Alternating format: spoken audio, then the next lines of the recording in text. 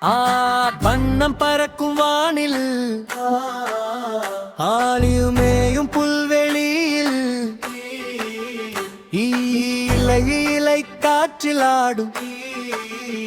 ஈசல் சத்தம் கேட்கும்.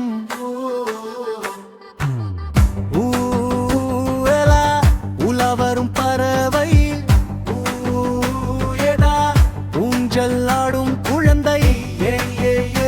எலி ஓடும் வீட்டில் எலி ஏறும் நண்பன் எலி 5 விரல் கையில் ஏரோ ஒட்டகம் நடக்கும் பாலையில்